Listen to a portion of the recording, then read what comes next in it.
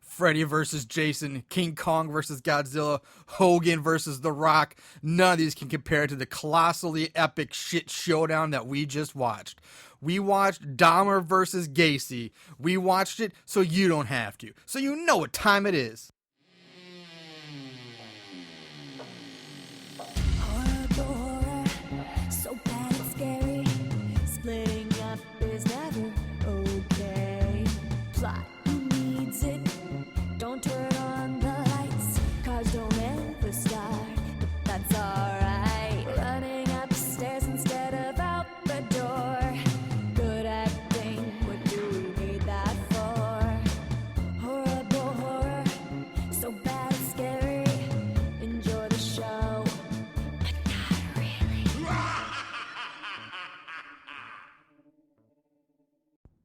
Greetings, Moon Goons. Welcome to Horrible Horror, the show where we watch the worst of the worst in horror movies. Movies so bad they're scary. I'm your host, Mr. Marshall Hampton. With me today is my co-host, my buddy, my right-hand man, Mr. Aaron Southworth. Haven't heard right-hand man in a while. Yeah, I thought I'd bring that one back from the, pull that out of the closet. I kind of like that. My right-hand man. It's like, well, then who's your left-hand man? And the left-hand men kind of, like, are they the Bizarro to, like, you know, Bizarro to Superman? Or are they, like, the yin to the yang of the right-hand man? Yeah, the right-hand man helping you so much, the left-hand man not helping you. No. I don't know. Maybe we need to find that out. Maybe a little digging. Yeah. I'm going to say yes. Might as well, for now, we'll say fuck, yeah. Left-hand man does you dirty. Yep. Does you dirty. All right. Oh, my God. Okay, a few things to say before we jump into this movie. First, I'm going to try this at the beginning of the show instead of the end, just for shits and giggles. For anybody who doesn't already know this, but follow us, check out our Facebook page. You can check out our website, horriblehorrorpodcast.com. We're on Twitter under @SoBadIt'sScary. Also on Instagram @Horrible Horror Podcast on Instagram. And then you can listen to all these episodes on Podbean at horriblehorror.podbean.com, along downloading and listening off of iTunes and Google Play as well, all of it 100% free. So check everything out there. And remember, if you have any suggestions, comments, or if you want to just tell us we suck, you can always drop us a line. Yeah, they say you're not somebody until you have enemies. So, yeah. You suck. All right, we made it. All right. We finally got our first troll. Yeah, Yay! Yeah. It's actually a good idea to do this at the beginning because, at the very end, people will be like, all right, sweet. Yeah, it's over. Episode's over. That's what I figured. Let's try to do it at the beginning for once. Yeah, yeah. And actually, there's I'll talk about it later, but there's... Okay. Now, with this movie, we are doing this week Dahmer versus Gacy. Now, this movie, this is the third week in a row where we have taken a listener support suggested film.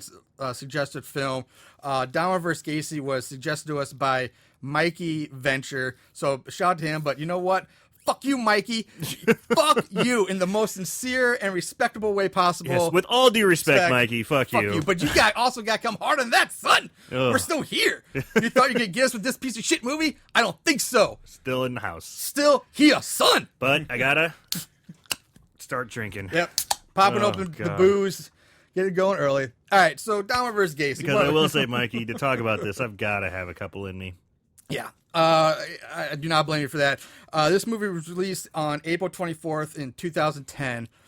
It's categorized as a action comedy horror, which that alone right there is just... They're really willy-nilly with that one. You know? I mean, with all claims. Yeah. And as a side note, it also features the use of various forms of fuck 108 times throughout this movie. I actually went back and counted each and every time. You did that yourself? I counted each. I had a tally sheet going. Every time some version of fuck was said, I added a tally mark. I noticed it was a lot. Yeah. It's got to be up there in the top 10, I think, of all time. I mean, this Riot was like a Rob Zombie movie. Like, he uses fuck all the time. Yeah. But anyway, so this thing was written by Andrew J. Roush and Chris Watson, directed by Fred Austin, who also plays two of the characters in this movie. He plays this guy named Ringo, and he plays Jeffrey Dahmer. You can find this piece of shit on Vudu, Amazon, YouTube, iTunes, and Google Play. Surprisingly, very accessible for such a crap shit movie. Yeah. Now, the cast, I won't lie, the cast really blew me away by some of the people that got involved in this movie. Not a, you know, I mean, so, not everybody's gonna be a household name, but you're like, oh shit, I know that guy. I've seen him before. Well, first let's start with Ford Austin. He's the director. He has 90 credits as an actor alone, besides directing. But just to show some of the shit, he was in Showgirls 2, and then like small bit parts of various TV shows dating back to the 70s and 80s. He's 34 credits as a director, so he's a busy beaver. And he's a direct descendant of Stephen F. Austin. Now here comes our early... Steve Austin? Yeah, not the $6 Million Man or Stone Cold. Oh. Not one of them. But Texas, there's a Texas link here. Oh, it's got to be Steve Austin, the wrestler, then. It's not. Stephen... Oh, hell yeah. I just wanted to say hell yeah, honestly. We're going to do our educational moment early this week. Can I get a hell yeah? Hell yeah!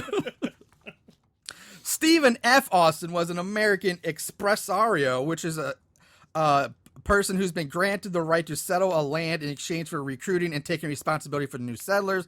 The word is Spanish for entrepreneur. So there you go. He was born in Virginia, raised in southeastern Missouri, so we have a local connection. He's known as the father of Texas and the founder of Texas. Wow. Yeah, he led the second and ultimately the successful colonization of the region by bringing 300 families from the United States to the region in 1825.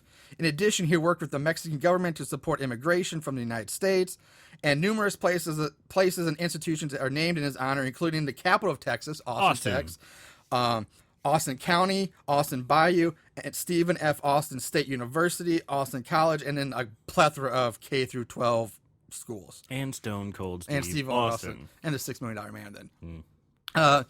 So there's your educational moment there. You just got learned. You got learned? Yeah. Now, I guess the big, I won't say the big name, but the guy you would definitely recognize is his name's Art LaFleur. He's a character actor who's in this movie. He plays Dr. Hess. You may not know him by name, but he's a guy you would definitely recognize when you see him because he's been in like everything. I recognize him right away. Yeah, character actor, 161 credits as a character. I mean, Sandlot, Field of Dreams, Cobra, Tales Tales from the Crypt, The Blob, and his first acting role is in the TV movie Rescue from Gilligan's Island. And I bring this one up just because Aaron, several episodes back, you wouldn't shut up about this movie, but he was in Best of the Best 4. Oh, sweet. Best of the Best. We have Ethan Phillips in this movie, he's known for Star Trek. He was Neelix in Star Trek Voyager. He was also in Purge, The Election Year, Bad Santa, Critters 3. Who did he play in this movie? He was X-13. Oh, I recognize him too, yeah. Okay. And then, let's see. The last person that it's really... Well, there's two people I'll bring up. All right. Harland Williams. The comedian Harland Williams is the voice of God in this movie. Now, again, if you don't know the name, he's mostly famous for, I would say, his role in Half-Baked and a few other comedy movies. He was Kenny who went to prison in Half-Baked. For killing a diabetic police horse. But yeah, so he's in this. And then we also have another horror connection. We have Felissa Rose, who does a cameo in this. She was famous for the Sleepaway Camp movies. She was the original Sleepaway Camp killer. And a connection to our previous shows, Jed Rowan is in this, and he was in Night of the Dead / Friday the 13th, so he's in another shitty one of these horror movies. And I also noticed in the credits, he wrote the song Dahmer vs. Gacy for this movie. So he wrote this title song. Once that guy started talking, once the Gacy character started talking, I was like, it's that fucking guy from Night of the Dead. No, Friday 13th. He wasn't Gacy. He was the sergeant. He was a sergeant. He wasn't Gacy at all. No, it was Gacy. The guy who played Gacy. The guy who played Gacy was the mad scientist. Oh, the mad scientist? I didn't look. Yes, I looked it up. You looked that one up. I looked it up. So there's another connection. Okay, there is another one. I missed that one. So Night of the Dead, Friday 13th, this mad scientist in that one who reanimates zombies, he plays Gacy in this movie. Okay, because the guy I'm talking about played the mad scientist henchman in the same movie. Jesus Christ. He was the big doopy X, the bouncer, bruiser guy. And lastly, just a crazy, weird link. Steven Adler is in this movie. Now, for those who don't, he's not a horror fan, people might know, but he is the former drummer of Guns N' Roses. He wrote Sweet Child of Mine, Welcome to the Jungle, amongst other songs. And he's in this movie. this guy sued Guns N' Roses over drug use. He actually won $2.5 million in a settlement out of court for this. Whoa. Yeah. I'm unfamiliar with this. Now, Yeah. the drummer, Former drummer, not the new one. The newer one was Matt something. I don't No, it's remember. the former drummer. Right, probably with Appetite for Destruction. So Yeah. that they're their first album. Yeah. He went to middle and high school with Slash. They were buddies growing up. Then apparently former Skid Row vocalist Sebastian Bach wrote the song "Wasted Time" about Steven Adler, which the song's on the '91 album "Slave to the Grind." And he was also on the 3rd and 5th seasons of Dr. Drew's Celebrity Rehab because he was in there for trying to get over coke addiction and all of his drug use. He sued Guns N' Roses for it and won. And one, two, he's like, because of Guns N' Roses, I got addicted to drugs and all this stuff, and he settled out of court for $2.5 million. Man, Mikey Venture, you better look out because I'm going to sue you for alcohol, Abuse. alcoholism. I'm addicted to alcohol because I had to watch this movie. Okay, so that's all the crazy ass shit that's So going. please recommend your movies, fans. Yeah. We won't sue. It's a joke. All right, so the movie opens with like a CNN style talking head interview between the lead anchorman of the news show and Dr. Clarkson, who is an author and serial killer expert, and they're talking about Dahmer and Gacy and ranking them in like against other serial killers, like who's better, who's worse, who's dead, blah blah blah. And in the middle of this interview, a mystery man just comes up from behind Dr. Clarkson and just kills him, slits his throat right there on camera, and that's Causing it. blood to spurt out everywhere. Yeah, sprays big on the fountains of camera. blood. Yeah. And just the CNN guy, the talking head, he looks like he's so bored to be there. He's either a combination of he's bored or he's a horrible actor, or maybe both. Both. He's a bored, horrible actor because he's not portraying a very professional. He's stumbling over his words. It really sucks. Yeah. And underneath there's the crawler. The crawl. Oh, God, the crawl. They try to be so funny with this Crawler crawl. is really bad. Like, it's supposed to be, like, kind of funny little jokes. Yeah. About, It's like it's like if you're watching entertainment, like entertainment. Yeah, and it like, says something like it's a Hollywood gossip news. Yeah, it's all Hollywood gossip news, and a lot of it has to do with midgets. A Well, lot of it has to do with midgets. The first one, yeah, there's one that has to do with midgets, and they do stuff like, the remaking Wizard of Oz with Zooey Deschanel and the Baldwin brothers, and there's Michael Bay shit. I mean, they're trying to be when funny. Harry with Met these. Sally, Harry's to be replayed by Vern Troyer. Yeah, another midget joke. You know, and then when Harry Met Sally again, they're making a sequel. They try so hard to be funny with these crawler things. It gets. It was not good. Yeah. So, once the guy's throat slit, we roll the opening title card, whatever, and we jump to the Project X-13 secret biomanufacturing laboratory, which is guarded by armed military personnel. And they do show this one guard who's like, I guess supposed to be guarding like a door, but he's like pacing back and forth. He's about to wear a hole in the ground. He looks like he's doing like the pee-pee dance more than guarding a door. Mm-hmm. And like he's walking back and forth in like a 3-foot space, back and forth, back and forth, yeah, back and it's like, forth. I don't know why. Again, if this is a decision he made, the actor made, or the director's like walk back and forth, but. No one would ever do that. Like when I was in the army and we did guard duty, we didn't sit and fucking walk back and forth like idiots. Especially if we're guarding a door, you just stand there and guard the door. Yeah, that guy was pumped. I mean, he was really pumped to guard that door. You're wasting energy by doing like, it was. Oh my God, it was awful. So inside we meet Dr. Stravinsky. He's the main man in charge of the project, and we meet Dr. Hess, who is the most recent addition to the team. Hess, like I said, is played by Art LaFleur, and I'm guessing they had this guy, Art LaFleur, for one day only, because he's in and out so fast. Oh, yeah. So Stravinsky gives Hess the rundown on the project and brings him up to speed on it. And so here's what you need to know. Here's the breakdown of what basically the whole movie. This is like a 5-minute scene. It goes on. It's really long. So the breakdown is the government has secretly cloned all of the nation's most infamous and dangerous serial killers. And then they take the DNA from each of them and combine them all together to create the ultimate killing machine super soldier, codenamed X-13. And they don't stop at just one clone for each killer either, but no, they keep making more clones, each one supposedly more dangerous and deadly than the last. And once the new clone is complete, they kill off the previous clone. Now, during this scene, Dr. Stravinsky is standing in front of this whiteboard with all sorts of formulas and drawings on it.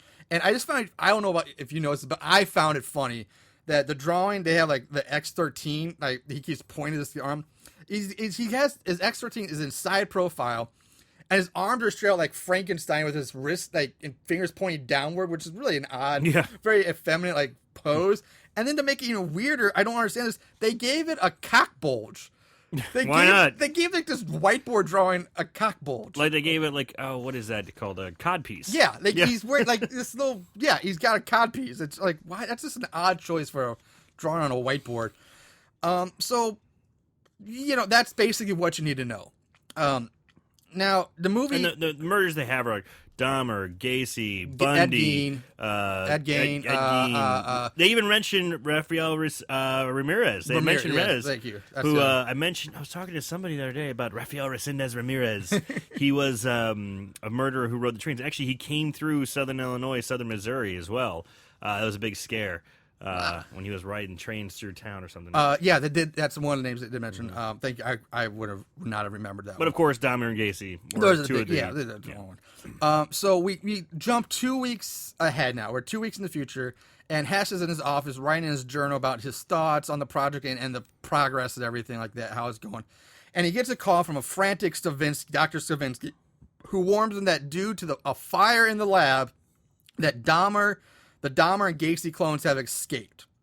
And now a shadow of the man holding an axe is seen behind Dr. Hess, turns around, sees the killer, camera zooms in, he's screaming, the camera zooms in, we assume he's killed, blackout, that's all we get. During that scene where they're on the phone with each other, the doctor's trying to talk to, and you can't understand a goddamn thing he's saying. There's noise in the background, it's a shitty movie, and he's wearing like a hazmat suit over his face, so he's screaming through the hazmat suit. And the whole time, there's this guy trying to sit up.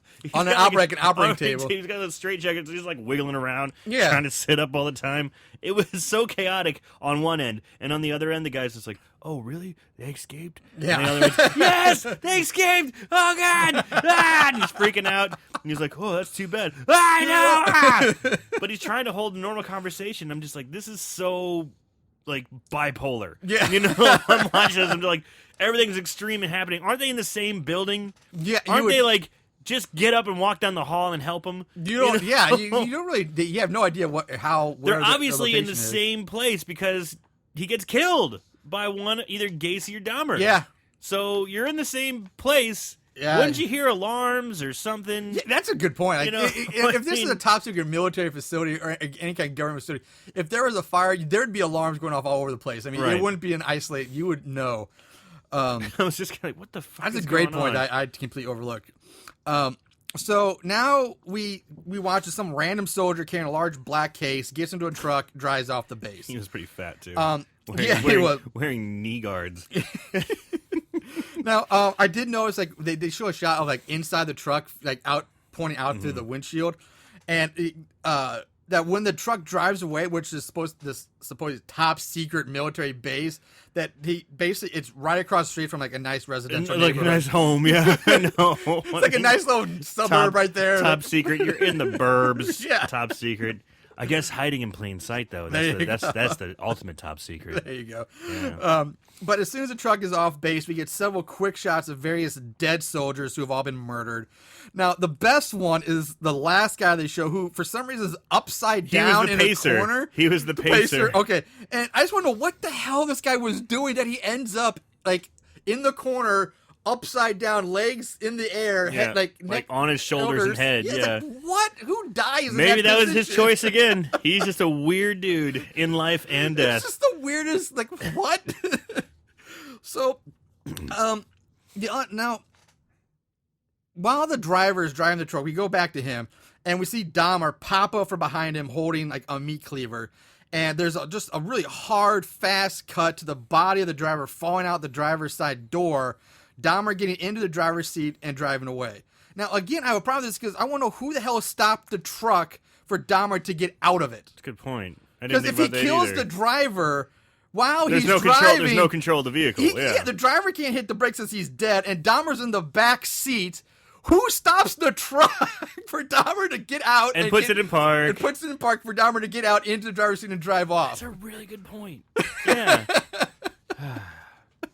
So now we cut to some old homeless guy who's just talking to himself in an alleyway. He leaps into a dumpster chasing after a rat, which, by the way, this is a obviously fake plastic little it's a stupid totally rat. fake rat. It's awful looking. It's so bad. Like, really, you couldn't get a mouse or a real rat for this. Like, they're not. Ugh. Anyway, so he leaps into this dumpster after the rat, grabs the rat, and just starts. And as soon as he grabs the rat, he just starts eating it. Yeah, just like right just over. ripping into it. I mean, I've worked in a psych ward for 3 years. I met a lot of crazy ass homeless people. Yeah. I've never met a crazy ass homeless person who just starts eating rats. That's some top shelf crazy shit right there. Speaking of this homeless person, did you also notice that he was married? No, I didn't. He's got a giant wedding ring on his finger. He also had great teeth, by the way, too. Yeah, he he did. He had great teeth for a crazy homeless man.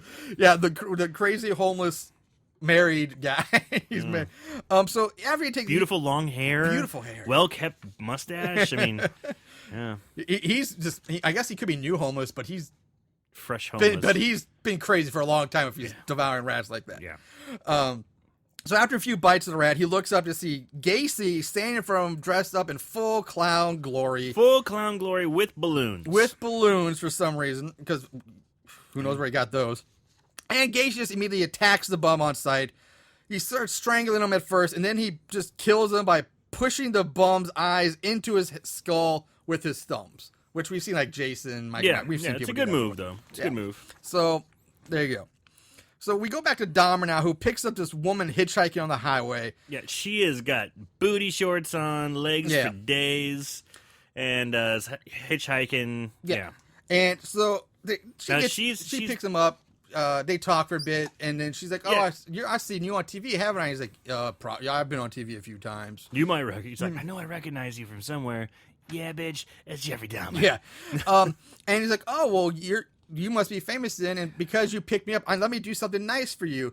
So let me say thank you for the ride by giving you some head." So she begins giving Dahmer roadhead, and then Dahmer says, "Why Ew. don't I keep? Why don't I keep yours?" He lifts up his meat cleaver and just cuts her head off in mid fellatio. Yeah, he's But not. it's not seen. He's not into it. No. Just not on it. But you know what? He's gonna eat your face. He's gonna And eat your like face. that. He's gonna like that. And I gotta say real quick, the guy who's playing Jeffrey Dahmer, he's the Austin guy. Yeah, Fort Austin. He looks pretty. He's a pretty good Dahmer. Like as far as the looks go, and like the demeanor, the soft spokenness, because that's what you always heard about Jeffrey Dahmer. Yeah. Is that he was just blonde hair, comb to the side, glasses, just kind of normal looking guy, soft spoken. Yeah. I think he did a good job. So now we go back to Stravinsky, who has told who is told that Dr. S has been killed, and Stravinsky thinks it was Gacy because the body was not eaten. Unlike so, it must be Gacy, not Dahmer. And he also gets a phone call informed that his wife and his 2 daughters have also been killed. After the phone call, Stravinsky has like this epic breakdown, which the actor it goes way over the top. But it's like shot like like cut him yeah. doing something like cut him on his knees, cut him like throwing things around, cut him crying. Yeah. And it's all quick, like schizophrenic kind of. The the movie does that a lot. A whole lot. Let's talk about that real quick, because I mean, the cuts and the editing in this movie are so. I don't just in your face, maybe like choppy. It's so choppy and fast and like sporadic. Like Jesus, it's hard to follow this thing at times because it's just so chop, like rapid fire cuts. You better be smoking weed because they could give you a seizure. Yeah. So now after the breakdown of Stravinsky, we cut to a midget mime who's performing on the street, and for some reason they decided to put this in black and white with like French it's like an old harpsichord, not harpsichord. I'm thinking accordion music. I mean, it's like something you'd see in like an old silent movie. It's like very French noir. Yeah. Smoke cigarette, mime. Look at him entertain. And so he's going through his mime shit, his spiel. Gacy walks up and starts mimicking the mime's actions, and they start clown versus mime. And of course, the mime is tiny. Yeah, he's a midget. And finally, eventually, the mime gets pissed off, and this is where it comes back to color at this point. As the mime starts laying in the gate, he's like, "Fuck you! You know how hard it is to play the mime." The mime breaks. He the mime breaks. And now it just a lot of fucks in this one too. Just cuts right back to that CNN news show about reporting on the murder of an 80-year-old mime who has had his limbs cut off. along with the interview of a police chief who basically just rants on about how much he hates mimes. I mean, there's no point to Yeah, this. he's just like, I hate mimes. Mimes suck. I don't care who knows it. Mimes are awful. Like, If you give your money to some dickhead with his face painted white, shame on you. Yeah. I'm like, and the cop had real bad teeth. He Oh, should he have had been awful He teeth. should have been the crazy homeless he person. should have been the crazy Yeah. homeless person. His teeth were awful. So now we jump to some white trash trailer park where we meet the drunken, suicidal, schizophrenic Ringo, who hears voices talking to him, primarily God, who talks to him through the radio. And he's got scraps of note all over his room, pinned up, like, make the voices stop, kill the voices, no Yes. more I mean, all over. They really Yeah. laid it on thick. Yeah. He's hearing things, I think. You think? Yeah. Quite possibly. So God tells him that he must stop Dahmer and Gacy and sends them off on a mission to kill him. And that's the main part. I mean, it's a longer scene than that, but that's what you need to know. Well, he calls into... he calls into like some religious hotline show. and this is a long scene. Yeah, that's what I'm saying. I know you're getting it some short, of but it's. I mean, if we skip all the shitty parts, it's going to be over. The podcast is going to be over in 20 minutes. but this movie, it could be okay with me for that. Yeah, I mean, this was a damn. rough one to get through. So it's like kind of a Tammy Faye Baker type of person out there crying, saying, "Give money to God. The bigger check you write, the more God will forgive you." Yeah. And so he's like, "I need to ask a question." So he calls the hotline and he asks if it's, should I listen to God? God's talking to me, and the guy obviously doesn't give a fuck. He's reading a porno mag, Yep. and he's just like, yeah, whatever. God's in your corner. It's good that you're talking to God. Listen to God. And he goes, okay. So he's thoroughly convinced. He's on a mission to go kill. Yeah. And so, yeah, I mean, yeah. So he chugs some Jack Daniels, grabs his shotgun, and off he goes. He is carting around that Jack Daniels. Yeah, he is. Back to Stavinsky, who is frantically packing up his office while talking on the phone with General Arbogast. I'm sorry, really quick though. Okay. I know, going back to the Jesus thing, but you always hear, what would Jesus do? WWJD. Yeah. I know. Have you ever heard of WWJD? Who wants Jack Daniels? Oh. Huh? I have not heard that before. Oh, okay. Well, yeah. I have saw not heard was that. Like, okay. So we meet General Arbogast, who is this loud, foul-mouthed woman who's always toking on a large cigar. She always has a cigar in her mouth. Yeah. And sometimes she's just chewing on it, and you can't understand what the fuck No. she's saying. Yeah, there's some just so moment because she's got this big old cigar. She's like, yeah, it's hard to understand her. Basically, nothing really happens. He races off to go into hiding. And now it's basically I know you're like, ugh, No, Aaron, no, stop no, cutting no, me no, off. no. It's not. I'm just go on. But he's like, they killed my family. I'm gonna go kill him. And she was like, I was against this from the start. What happened to your family is your fucking fault. And Yeah. she says fuck, I think the most. she out definitely of says any character. yeah, especially coming up yeah, later. Yeah. She's real crude. Very, very crude. To the point where it's just obnoxious. It's Giant annoying. nose. Yeah. I mean, she has very bird-like features. Yeah, she does. She's very, very bird-like. Like she should be in Poultrygeist. She'd be great in that. She would have been great in Poultry, guys. So we get another news segment. And this time it's about two unknown men on a murder spree. And supposedly, according to this news report, the body count is up to 34 bodies in like a few hours today. So, and it goes live to the live field reporter of the hot, field reporter talking to an eyewitness of one of the murders in a hot dog stand.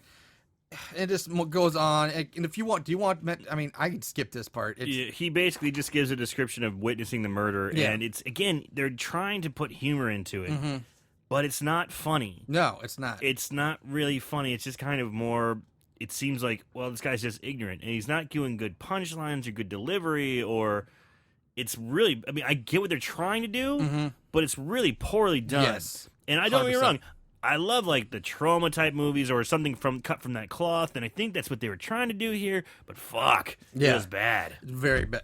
Very, very bad. So the head anchor mentions that says, are they having a contest? Are these two guys competing against each other to see who can kill off more people, who has the higher body count? And then it jumps to like this hole in the wall bar where we meet Stevie, who like I mentioned, which is played by Steven Adler, the bartender, and this other guy he's drinking with. After a really shitty joke about nuns or something, it's fucking retarded. I remember it. Okay. How do you get a nun pregnant? Oh, I don't know how. You fucker. Oh, ha ha ha ha ha. How do you not get a nun pregnant? Oh, I don't know how. You fuck her in the ass. Oh, and that's it. That's the joke. That's it. It's fucking awful. So it's just crude Yeah, things about just- fucking nuns. Yeah. So basically, what happens? Adler ends up following his drinking buddy to the bathroom. There's a quick cutaway to the general talking to her sergeant, and then back to the bathroom where Adler is now on his knees, blowing this guy in the bathroom stall. The guy busts a nut in Adler's mouth and then hands him, I think it's a bindle of coke, which he immediately starts snorting. Yeah. I think that's the right term. Is it bindle? Do you know? Like the little paper. I don't know what it's called. I don't know. I don't do enough. Well, I always get mine in bags. Big, huge bags. I don't know. I'm a baller. I get keys of that shit, yo. I've never done coke, but I've heard like there's certain something like when it's folded up like a personal use and then fold up like a paper Bindle or bindi. I don't know. I could be wrong. Isn't it bindle like the sack hobos put over? Yeah, on that's a what I'm thinking. stick? Like I think That's a bindle. That's a bindle too, but I didn't know if this coke thing was called a bindle. It's something with a B. And it gives him a little bit of coke for a BJ. Yeah. So anyway, it doesn't bindle matter. for a BJ. Bindle for a BJ. If anybody knows what those little coke pouches are If you're a called, coke head, please let us know. Yeah. Educate us on drug terminology. So Jeffrey Dahmer enters the bar, which, by the way, this whole time Dahmer's just wearing his orange prison jumpsuit with his inmate number on the back. He's just walking around town like that. Yeah, and again, this is the clothing they chose to represent the characters was Dahmer in the jumpsuit and Gacy, of course, in his clown outfit. Yeah. So these guys were obviously then cloned and then given these outfits to wear Which, around. exactly. I have a big problem with the cloning stuff. I'm going to talk about that later. But, So, I mean, you think Dahmer would be like, I should probably get out of this strikingly orange identifying outfit. Exactly. Because Dahmer, I would say probably the majority of his life while he was killing was just wearing normal duds. Yeah. Yeah. Like maybe a nice little tan blazer, sport coat, some slacks. I don't know, he was a blue collar guy. Yeah, so, who knows? Jeans and a hoodie. You know? Yeah. And the other problem I have is that also the hitchhiking girl, if I was her, I would not be getting into a truck with a guy in wearing an orange prison jumpsuit. You just don't get into that truck. Yeah, that's a BJ you don't have to give, honey. Yeah. So Dahmer enters the bathroom, finds Adler on the floor snorting his coke, and he takes him back to his quote-unquote house, which is just a house he breaks into and murders the owner right there on the spot. The two of them go down into the basement, which looks strikingly like the zombie room from Night of the Dead. Strikingly. Like, oh shit, that's the same set. It's pretty damn close. Yeah. I bet you anything it is, because I'm looking at it like, well, fuck. You pick on that too. I already knew it was the Gacy guy was from Night of the Dead, Friday 13th. Okay. I already knew that, so I'm just like, motherfucker, I bet there was a connection. They both came out around the same time. It was just... Yeah, I saw that. I was like, oh, you gotta be shitting me.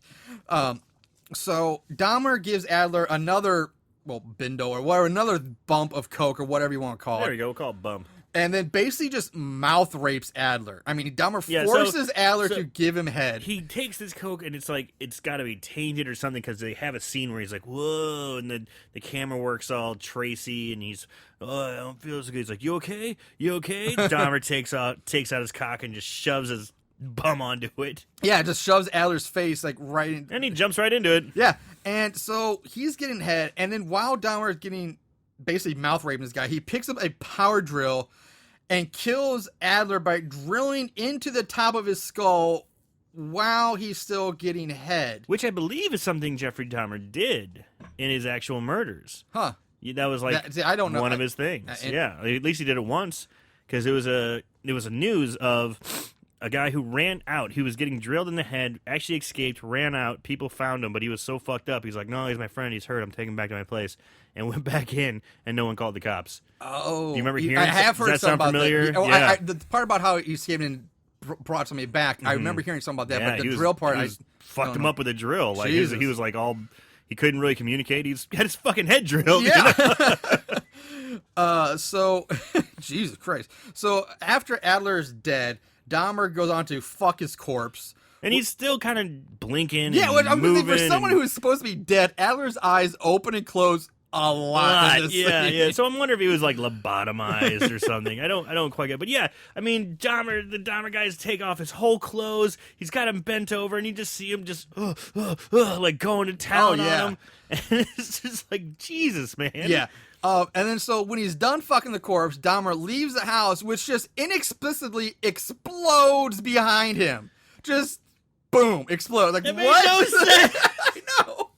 And it was like shitty computer Oh, graphic it's explosions. really bad CGI. And he only really took bad. like 2 steps away from the house and explodes, and he kind of goes, ugh. He like stumbles a little bit, like, that was unexpected. Yeah. You know? Even the actor was just like, what the fuck? What the fuck? So now we rejoin Ringo, who's driving down the highway, having a conversation with God, who talks to him through the truck's radio, which has corks for dials, by the way. This It's scene not goes. a bad idea if you lose the dials. Actually. Yeah, it's was it a hillbilly fix it thing or what? Yeah. It's a MacGyver fix-it trick. Hillbilly MacGyver. So this scene goes on again for a while, Yeah. and during it, Ringo makes a deal with God that if he does this mission for him, he will get to go out on a date with the lady from The Weakest Link. And Ringo starts telling God his fantasy about having her sit on his face after he gets eliminated from the game show, and it's just And she talks down to him and then soaks his beard with her lady juices. with her lady juices. Yeah, it's just again they're trying hard to be weird and funny. It goes And on. this is something that was kind of funny to me was, didn't that show come out in like 2003? Yeah, it was a lot earlier 2002, before 2010. And then this was released in 2010. I'm Yeah. like, it's not really topical. You know, it's Yeah. not. There's I mean, kind of a gap there. Yeah, I believe so. I to be perfectly honest, I thought it was kind of funny. I thought it was kind of funny the way he went on about it. It's like, that's a very odd choice. And, obviously he's, kind of a masochist where he likes to get, or is it sadist or masochist? The one who likes to get beat up on.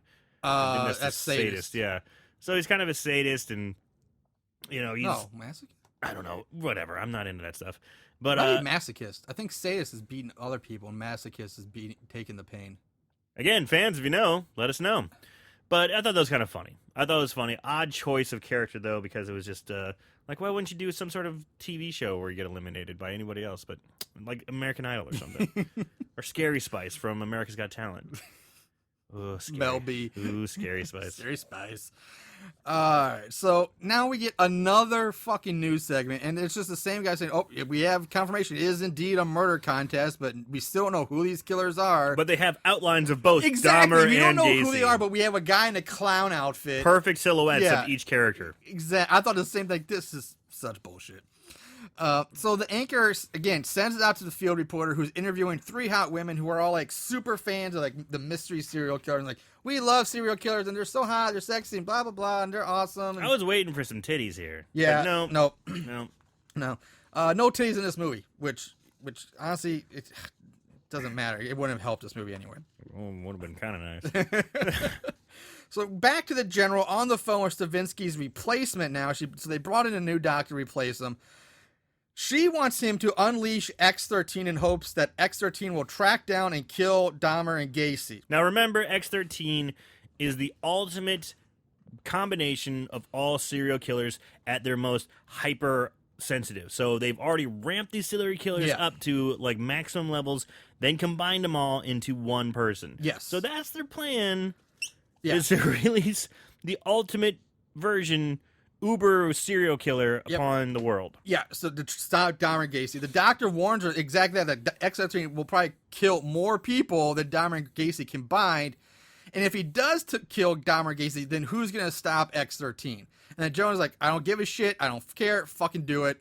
She orders them unleashed. So out he goes. Pretty ridiculous. So now we finally see X-13 for the first time in his cell, and he's just devouring ear after ear of uncooked corn. Like spitting it on the wall. Yeah, like, and where the fuck did that come from? Yeah, I don't understand the choices. Again, are they trying to be like Is it funny? random, like weird? What can be funny? Well, how about corn? That makes no sense. Ears of corn have always made me laugh. Yeah. So, and X-13 at this point just comes across as this raving lunatic who can't even use real words at this time. And he's like a middle-aged short man. with glasses and like ring around the head and like balding. Yes, and, this like, is your ultimate horrible killer? Yeah. Yeah. It's like the neighbor? who's a CPA for 25 years. He's got a boring, chubby wife. He drives a, Dodge Stratus. Jesus. So, now we come to you want to guess what happens next? Another fucking news segment. That's what happens. This is another street interview is shown, and I'm just like, fuck this movie, because it spends more time talking about people getting killed than showing it. Yeah, they have these grisly descriptions of the murders. And I get, okay, you don't have a budget, you can't show it, but we're 50 minutes into the movie now, and most of it has been nothing but news reports and interviews about people getting killed. Right. This is one, and now this one we're doing is the one with Felicia Rose, and she's some woman in a grocery store being interviewed. It's fucking bullshit. It doesn't matter. Once the grocery store segment is over, it goes right back to another fucking eyewitness street interview, this time in a bowling alley. Oh, shit, I forgot God, about that, yeah. Fuck this movie so much. God damn it. I hate this movie. All right. I hate it's. Come back at me. I'm coming. I'm trying. That almost sounded sexy. I'm coming. I'm trying. You're kind of frustrated. So we go back to the general, who gets a report from her sergeant that the Japanese government has dispatched a team of their finest assassins to capture the Dahmer and Gacy clones. Oh, and by the way, the Japanese assassins are also ninjas.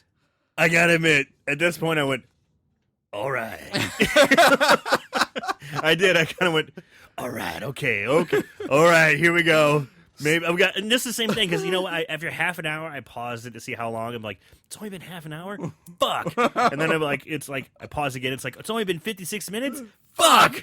I did the same thing. And then it's like, ninjas. I'm like, oh, thank God. They've been building this whole time. The ninjas are going to be awesome. Oh, here we go. Okay. All right. I'm back in. So this sets the general off on a mad cursing rampage where she drops, goes, ninjas, fuck.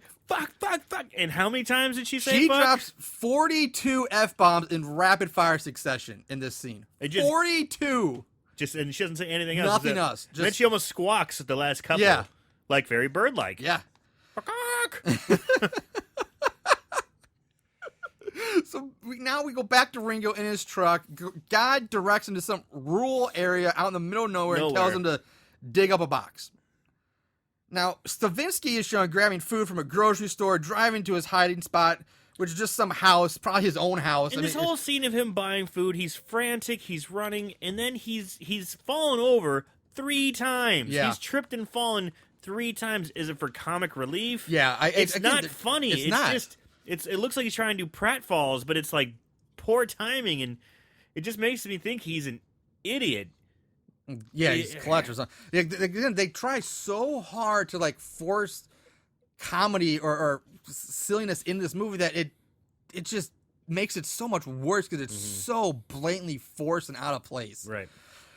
Like the fuck scene, I started kind of thinking it was kind of funny because she just went and kept going and going, and then the guy started crying, which I thought was kind of funny. It's just a weird image seeing this military guy crying while this other one's just constantly spouting fuck. And it was just a weird scene. It wasn't a good scene. No. It wasn't bad. It was just weird. So I'm like, well, I haven't seen that before. But the rest of the movie was just... Ugh. Yeah. So as he goes inside this house, his hiding, his safe house, or wherever this place is supposed to be, and he's surprised by Dahmer, like, almost immediately. Yes, how did that happen? Yeah.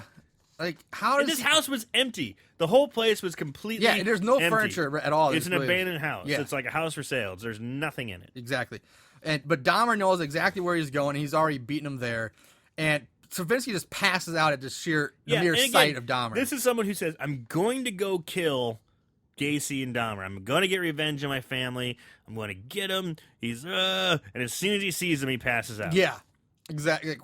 So was that supposed to be funny?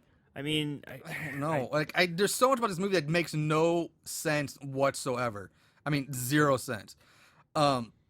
So Ringo now, back to Ringo, he digs up the box, which, by the way, is only buried about 2 inches under the ground. He doesn't need a shovel for this thing at all. Sure. And they make it look like he's been digging for, like, all day long. Even God says, I want to have you digging out here all day I didn't want you to It's have like this box. two or three shovels full. Yeah, He it's like finds the box. you can just like swept the dirt away with his hand and would have found the box. It's that. I mean, anyway, he opens the box and inside is the fucking katana, which God tells him is the weapon that will be his weapon of destruction against the clones. So Ringo starts swinging the sword around and like shadow boxing with this thing, and just again, Like just kind of what you expect the drunk hillbilly to do with the sword, honestly. yeah. Flop around swinging her like an idiot. Yeah, exactly. Yeah. So I was like, okay, he's a drunk and hillbilly, so that's what he'd do with the sword. And then out of fucking thin air, Literally thin air, 4 ninjas appear and try to kill Ringo. And I was on board. Which I don't get this. Like, why are they after Ringo? If the Japanese government sent them after the clones, why the fuck are they going after Ringo, who's just a drunken hillbilly at this point in the movie? I just gave up. Yeah. I just gave up, Marshall. I just saw ninjas. I'm like, finally, ninjas. So, Ninja 1 throws a ninja star into Ringo's arm, which he just pulls out, licks it, tosses it to the ground. After some shitty fighting, Ninja... Really bad fighting. I mean, I guess they just didn't have a Stunt Actors Guild or... Well, that's SAG, but, they didn't have proper stuntmen, SAG is obviously. Screen Actors Yeah, Guild. but once I said stunt, I was like, well, that stands for SAG. That can't be it. But whatever, they didn't have any proper stuntmen. Yeah. You can tell it was like they were just barely making it through the motions as best they can without trying to hurt each other. Yeah. It was so slow motion. Even like people doing cartwheels was so like, I did a cartwheel once when I was in high school. Let me see if I can do it again. Yeah, kinda. I'll take it. I mean, these are the worst fucking ninjas. Yeah. And the number were Japanese. It was like a black guy, like a woman. Yeah, the first one's a woman, a white woman. A white woman. And then, like, None of them are Japanese. Yeah, you like, clearly see they're not Japanese. none of them are even Asian. So Ninja 1, who is the female ninja, she throws another ninja star at him, and this time he uses the katana like a baseball bat, hits the ninja star right back at her, hitting her in the face, killing her. Yeah. So now Ninja 2 steps up. They sword fight for a bit, which is just fucking awful. Ninja 3 leaps in to join it, but he gets accidentally killed by Ninja 2, who cleaves Ninja 3 in twain. To which Ninja 2 is so sad and so upset by this, I think it was another woman, falls to her knees like, no! And so distraught that she accidentally killed her ninja buddy. Yep. Seeing this, Ninja 2 turns... No, I'm sorry. So now I jumped at Ninja 4's turn. Ninja 4 jumps in, pulls out 2 kamas, goes after Ringo, who cuts off the ninja's head. Seeing this, Ninja 2 turns, runs away, leaps into the air, and disappears midair. Leaps like a cheerleader cheering. Yeah. Yay! So back to Daisy Daniels. And while it was shitty ninjas, and they were shitty ninjas. Oh, yeah. They were still ninjas, and I was like, all right. It's all right. That's okay. It's all right. They're ninjas. That kind of put a smile on my face. So back to Daisy Daniels, who is the on-site field reporter. She's doing yet another fucking interview, this time with a little kid named Richard Van Horn, who wants to grow up to be the world's next famous serial killer. Like, I want to be a serial killer. They're cool and fun and blah, blah, blah. And it's just stupid. Just wasting more time and doesn't need to be in this movie. A lot of filler, yeah. So back to Stravinsky. He's waking up tied to a chair with Dahmer sitting behind him. Dahmer rambles on to Stravinsky. I mean, he's just monologuing away at this point.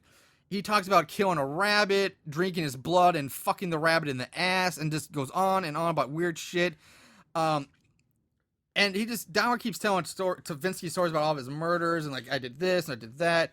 Well, it's this scene where it tries to give you like a little insight into the psyche behind the serial killer, and talks about how Dahmer, the reason he became a serial, like, loves killing so much is because he doesn't feel remorse for being able to control someone's life, to be able to take it away.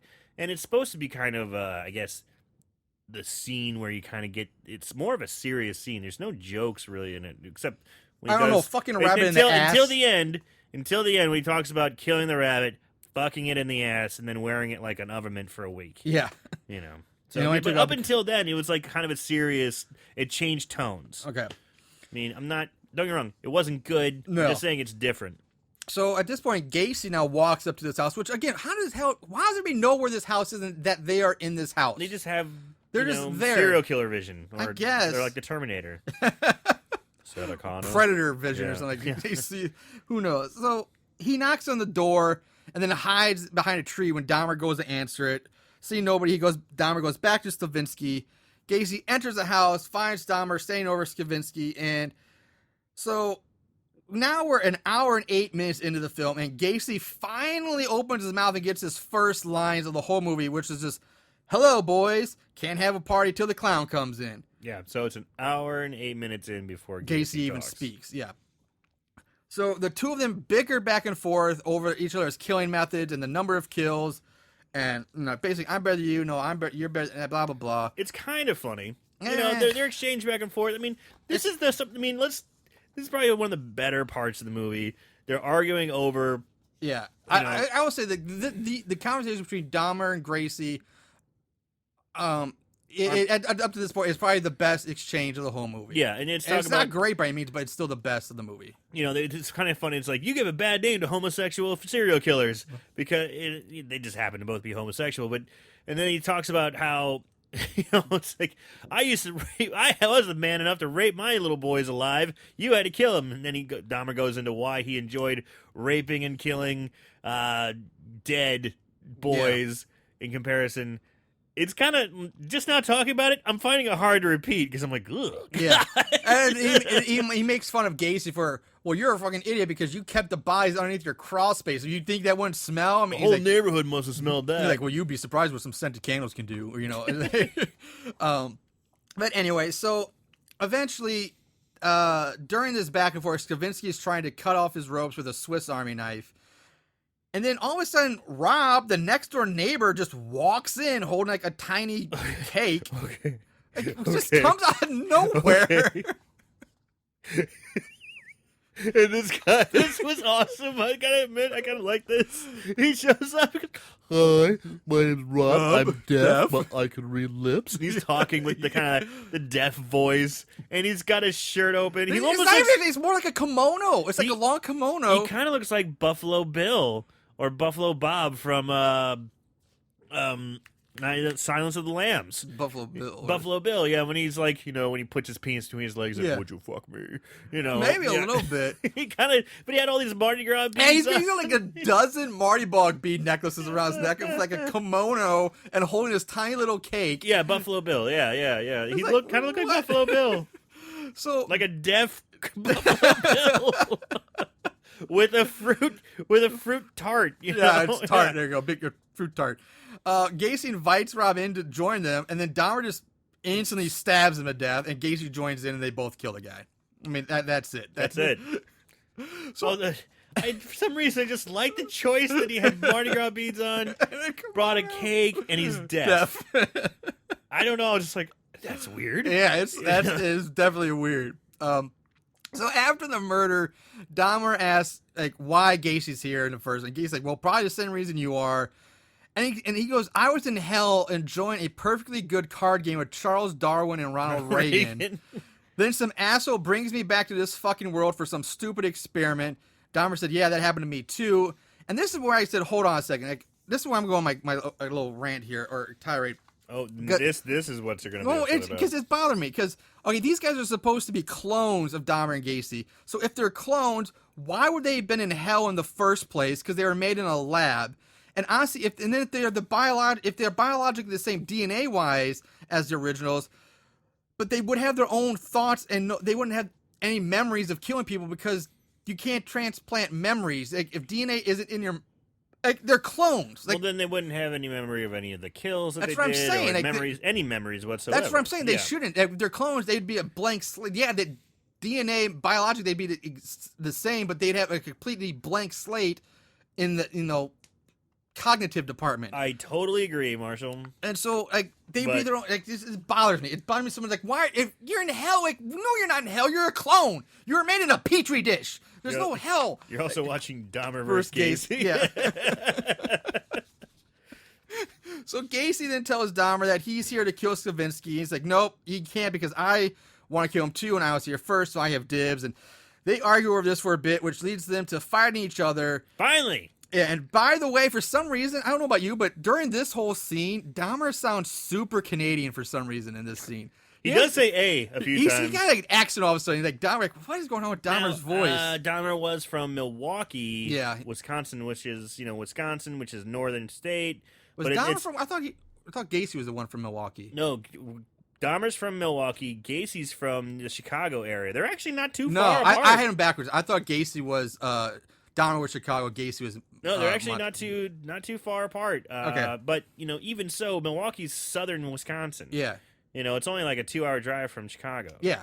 So it's not like close to the border. Yeah, no, it's just weird. Yeah. Like, because he didn't sound like that for most of the movie, but he starts talking in this whole end scene. He sounded like, man, he's really Canadian all of a sudden.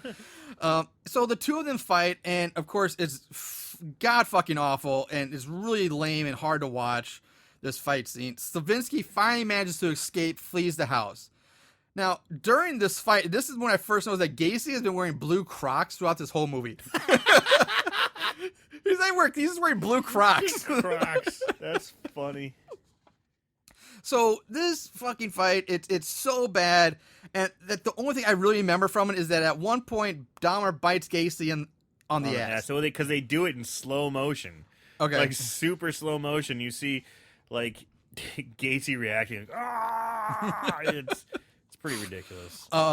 So outside, Stravinsky now runs into X-13. Who he knows is the ultimate super uber serial Because he made killer. him. Exactly. He created him. And he's like, oh, you're here to help me. He's so so he's like, excited. He's like, oh, good, you're here. They're inside. Go get him.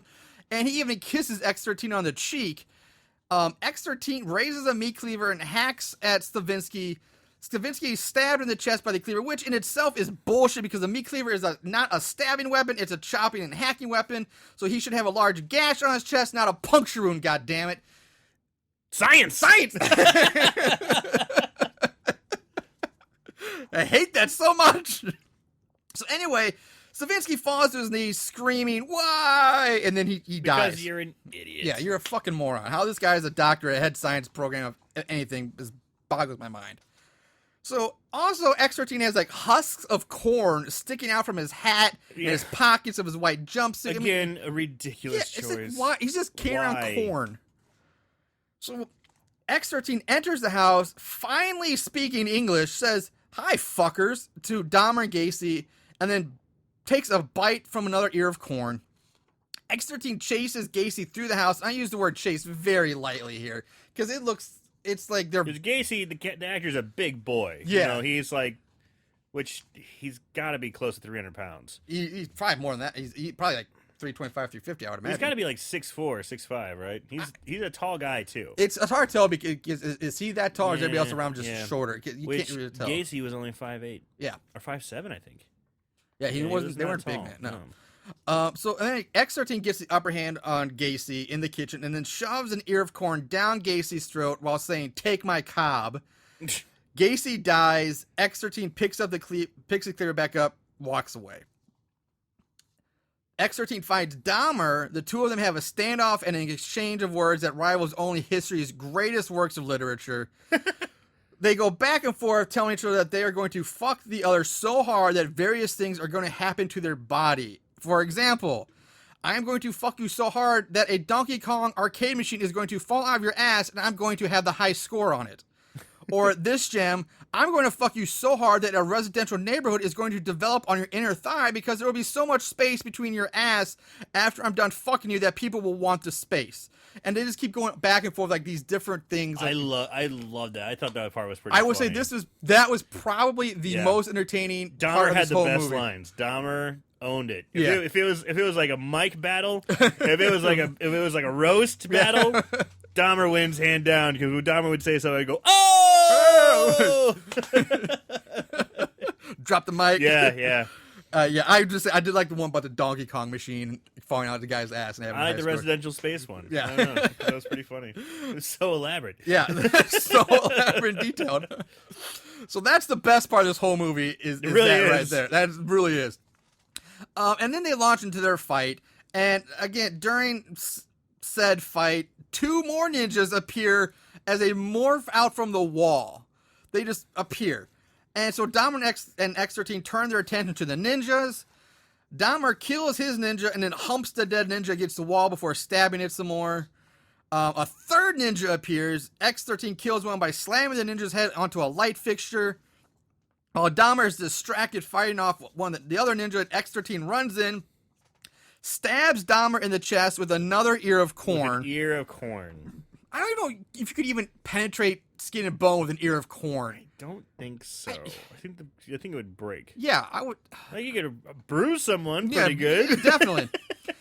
And so, anyway, Dahmer calls X-13 an asshole and then falls down dead. The last ninja and X-13 fight. The X-13 snaps the ninja's neck. In bursts Ringo, who's wearing only his underwear, a cowboy hat, and a giant comically large cross. comically large crucifix. He's in his like green American Apparel underwear, Yeah, like whitey his tighties, DVDs or whatever. Yeah, and just he's got a shotgun and yelling "Yeehaw!" yeah. blows away X-13 Yeah. just Fire- like that. Yeah, Bam! just boom, shoots him right in the Yeah. chest. And this kills is the X-13. killer the military was worried about killing. Well, guess what? All you need is a hillbilly drunk in his underwear with a shotgun. Yeah. That's all you need. And then he starts chugging more Jack Daniels. Ringo asks God if he's still there to give him a sign.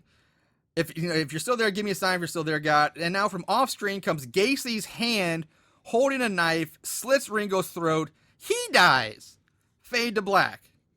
We're back in the newsroom where the lead anchor is tired from waiting around for the next merge to take place. Because at this point, he's like, this is great. I love what's happening. This is news. It's exciting. Now he's all depressed and saying that there are no more killings, that there's nothing to report on. And he's like, America will have no entertainment. This sucks. Everything's awful. And that's the whole point of that scene.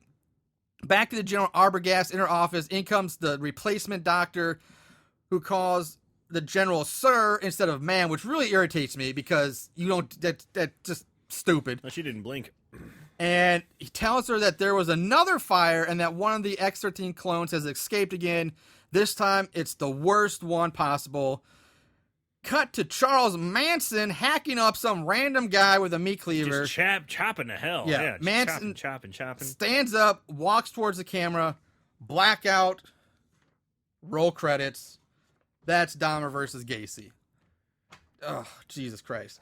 Now, first of all, Charles Manson never actually killed anybody, so to call him the worst of the worst is kind of bullshit. That's such a crazy thing, right? Charles Manson never killed anyone. Nope. That's Did not nuts. kill anybody. Well, was charged with 7 murders Yeah, right. and found guilty. Yeah. By proxy. By proxy. Now, according to this, if I tally everything up correctly, the total body count for this movie would be 44 people. Now, Grant, you don't see hardly any of those actually on screen. From one thing, you actually see on screen, I have about 14 dead bodies you see. Now, some of those, again, are just after effects. You see the bodies. You don't actually see the killings. So, but that's what I've came up with, at least trying to keep up with this movie. So we're going to move into favorite kill. We are going to move into favorite kill. All right. There can be only one. Favorite kill. All right, so what do you got, Aaron? What do you have for this week? They were not that great. No, they were not. It was very disappointing in the kill for this movie. Yeah, so I'm probably going to go with the very first kill on screen, which was the doctor talking to the guy who was interviewing the CNN guy. And out of nowhere, somebody just came and slit his throat, and there was blood just shooting out everywhere, covering the screen. This obviously was a computer effect, but even if it was a shitty effect, it still blended pretty well with the amount of blood that was squirting out. It was comical. It was nuts. At first, by starting the movie that way, I was like, okay, well, maybe it's going to be kind of one of those fun, gross trauma-esque kind of movies. Okay, All right, I'm so tracking. that was my favorite kill, because the rest of them I was just like, fuck this movie. I see. I like your train of thought on that, but my favorite kill, I'm going to go with, especially now that I didn't realize it could have been based on Nugget of Truth, but I'm going with Steve Adler's getting drilled in the head while being raped in the mouth. That's gonna be my favorite kill, because I was like, that's just fucking. It's pretty brutal. Brutal and weird. Like, you're forces got to blow you, and then you just like drill him in the head. Ugh. And the fact that it's also the former Guns N' Roses drummer giving head, like, for it's just something surreal about that. It's like, what? That's a good. And just the fact of like who the guy is too is like just adds to it. And he doesn't suck one dick in this movie; he sucks two. for Coke. Ugh. So yeah, there you go. That's my favorite kill. All right, let's go into odds and ends. Not only did they watch these films, they researched them too. Ugh, what is wrong with these guys? All right, ratings. IMDb gives it a 2.5 out of 10. Rotten Tomatoes, there is no thermometer score, but it has a 41% audience score, which I think is way too high for this movie. That's a weird following. And this shit blew my mind. Amazon, 4.1 out of 5. That's insane. That is, what the fuck are you people smoking on Amazon? That is madness. That is madness. Plot keywords. There weren't a whole lot, which again surprised me, but I guess because this movie sucks, now everybody's added their tidbits to it. But Jeffrey Dahmer, serial killer, verses in title, period in title, killing spree, first part, which I don't get because I hope there's not a sequel to this. Abbreviation title and character name and title. So the grammar hounds are loving this one. Trivia, the only thing that's even remotely, barely even trivia is it was filmed in Echo Park, Fraser Park, Toluca Lake, and Hollywood, California. That's it. Your tidbit about the drummer from Guns N' Roses is awesome. Yeah, there you go. You know, I mean, come on. But that's about the actor, not the movie itself. But yeah, well, I should have kept that for trivia. Sadly, I do not have a budget for this movie. I did send out some email flyers to try to get some information on it, but I haven't heard back from anybody yet. So who knows if I'll ever hear anything. So no budget. After they hear this, probably not. Probably not. Fuck you, Fuck dude. you guys. Yeah. That is one of my concerns at times, I will say that. Let's go into 5-star reviews. These special movies have a place in these special people's hearts. 5-star reviews. Now, there was one 5-star review for this movie. From Mikey Venture. From Mikey Venture. No. From a guy named David Harris, and he posted this exact same review on both Amazon and IMDb. Hey, man, cut and paste. So, Save yeah, some time. that's exactly what he did. He cut and pasted this on 2 different sites. Now, since this is the only review I have of this movie, it's a little long, but I'm going to read it because it's just, after knowing this movie, it's fucking insane what this guy is saying. All right. So I didn't expect to be here reviewing this as 5 stars. My expectations weren't low, but they weren't exactly high either. It just seemed to made a good bookend to my Gacy and Dahmer DVDs, I thought.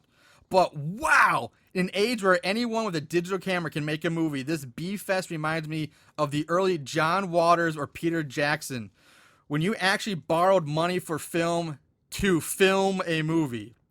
I love low-budget B movies, or I can, if the creators put their hearts into it. Like Necropolis Awakened, where the creators played all the parts and did all the camera work. Ford Austin took this idea and went hog wild with it, unabashed to the concept of both offbeat and offensive. If he tried to hold back or BPC or 100% scientifically logical, he'd have fallen flat. Thank Zod he didn't. I laughed in the good way. The actors were great. Ford playing a dual role. Randall Malone's John Wayne. Yeah, that's right, Randall Malone. Yeah, John Wayne Gacy came off as Divine. Divine's Babs Johnson reincarnated, and that's a good thing. I don't know what he's talking about here. Well, he's talking about Divine from John Waters movies. No, as Divine's Bab Johnson? I don't know that. That guy, Art LaFleur, is in it! Exclamation mark. Harlan Williams is God. Bonnie Aarons has a new fan club member in me. I almost forgot to mention Ethan Phillips from Star Trek Voyager! Exclamation mark. I have never been this taken in by a film since my first Waters days. It was too good to last. I half expected it to fall apart at any time, and I've been disappointed before. The dialogue kept coming faster and heavier, and I expected the actors to get trapped under the weight of it all. But Ford and Rando and Bonnie were all at top of their game. Very impressive, again, for low-budget films without all the retakes and dubbing and tricks to make things look flawless. Not once did I cringe when an actor opened their mouths. Great music, clever acting, and a bit of fast motion and even black and white tinting were superbly done. I put this up there with Pink Flamingos, Bad Taste, Evil Dead, and the like, and I will follow Ford Austin's career wherever it leads him. Hey, I love mainstream. I sing along with the Sound of Music, and I got teary-eyed at Titanic. And I have the extended Lord of the Rings trilogy. I'm normal, smiley face. I recommend this to my fellow film fans with an open mind to a maverick filmmaker with balls. 5 stars. Well, you know, hearing the way he described it, I'm not gonna hold it against him. He just likes shitty movies. So okay. I like shitty movies too. I mean, we celebrate shitty movies with this, but I mean, come on, calling people to acting divine and these. Now, is it divine capital or divine lowercase? As come off as divine, possessive, capitalized divine though. Yeah, so they're talking Babs about Johnson's reincarnate. I don't know who that is. So Divine was an actor. It's a cross-dresser that John Waters used a lot in his films. Okay. Pink Flamingos is probably the most famous one. It was regarded as one of the most offensive films at the time. Very dirty, very nasty. That basically the movie was between two people who could do the most shocking thing. And I think Bab Johnson was the character. Divine was the actor. The character was Bab Johnson. Okay, now see that now I get because I didn't know that. The only other review I wrote down is a 3-star review because there wasn't much else to wait. From Jeff McDonald, where I just like because watched it once, thought it was okay, nothing great. Anybody want to buy a used copy? I have one for sale. 3 stars. It's like And when it came to John Waters stuff, I'm pretty sure that's how it goes. If I said it wrong, I'm sorry. Please let me know if I was wrong. So yeah, that's really it for this movie. I mean, let's go. Final thoughts on this thing, man. What do you got? I think it's so bad it's scary. I mean, So bad. Yeah. I get what they were trying to do. I appreciate the efforts, but by God, did they fail? In my opinion, I just did not. I think one thing that really took it away. One thing that really hurt it a lot was a lot of those CNN reports, those man on the street reports. Yeah. Like, were you trying to make a commentary and something funny about maybe the media and the way the news is and the way we glorify tragedy, or are you going for the campiness? Like, you had 3 different stories. You had the news team, you had Dahmer and Gacy, and you had Ringo. Yeah. It was like 3 different stories that didn't quite meld together. They didn't meld together at all. You just threw Ringo in at the very end. Yeah. I had a big problem with that. I was going to say that for It was 3 separate stories, basically. Yeah. What I was watching, and it was like schizophrenically cut together, and it just did not work. No. I agree with you for many of the same reasons. I too am going to say so bad it's scary. I know what they were trying to do, like attention making bad movie, and be aware of that. But again, they fall flat. I mean, they even mentioned in the movie, like, oh God, what are they gonna call it? Dahmer versus Gacy? It'd be shit. Nobody'd watch that. Right. They acknowledge that, which is fine. But yeah. it's so bad. Like it falls so flat. And you're totally right. Like the part with like Ringo at the end, like they build this guy up like he's gonna come in at the end and be like the big hero. He does nothing. He comes in, shoots X-13, and then he gets killed. I mean, the soul sword he digs up, never uses it. I mean, he uses his fucking shotgun. He uses a shotgun. There's no point to his character even being in this movie. He makes no really at all. And they had the news clippings. Again, it's like if they were just putting them for filler, like they could have shown more people dying. Like if you have a supposedly 44 body count, show more people getting killed. They don't have to be elaborate deaths. You just have people getting stabbed, but show something. Don't be talking about it. It's just a waste of time. It's a filler. This movie is awful to me, in my opinion. I would not watch this again ever. And this might be one of the front runners for our 2017 horrible movie March Madness thing. Yeah, I mean, I was thinking the same thing. When I watched this, I was like, "Fuck, this is definitely going to be." This is probably at least the final 4. It's got a high seed. Yeah, there's going to be a high seed in here. Well, seeding's random, but it's probably going to make it to Elite 8, at least final 4. It's got a high seed. Yeah, going in. Yeah. It's got a high seed going in. It's a favorite. Yeah, it's a favorite for sure. So that's going to wrap us up for this week. Remember, I did. I'm not going to go into my normal spiel about Twitter and all that because we already did it. Then really quick, I remember last week we did mention that watch some good horror movies, and we were talking about the month of October.